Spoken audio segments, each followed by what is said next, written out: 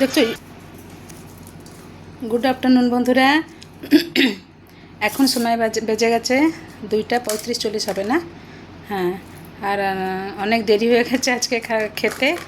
আর এখন আমাদের লাইট ছিল না, হ্যাঁ, কারেন্ট ছিল না। অনেকক্ষণ কারেন্ট ছিল না, তো সকাল 9:30টার দিকে গেছিলো, এই 1:30টার সময় এসছে, ওই জন্য একটু দেরি হয়ে গেছে রান্নাবান্না করতে করতে। এই যে মেয়ে বসছে খেতে। আর আমি কি রান্না করেছি দেখুন। এইখানে করলা আলু ভাজা, ওইখানে ঝিঙ্গা পোস্ত দেইনি, কেন মিথ্যা কথা। ঝিঙ্গা কী করেছি, সরষা বাটা, সাদা সরষা, কালো সরষা আর চারমগজ দিয়ে করেছি।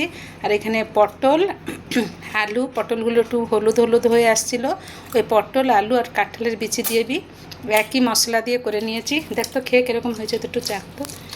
আর এখানে করেছি টক ডাল, আমসত্তা দিয়ে, আমসটি না কি বলে ওইটাকে, ওইটা দিয়ে আমি টক ডাল করেছি। কি বলে ওইটা বল, ওরা সবাই জানে, আমি জানি না।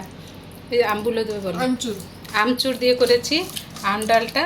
আর এইখানে আম রয়েছে, আর এখানে দই, আমার একটু চিনি দিয়ে রয়েছে, আর ও খালি দই খাচ্ছে শসা দিয়ে। এই হচ্ছে আজকে মেনু।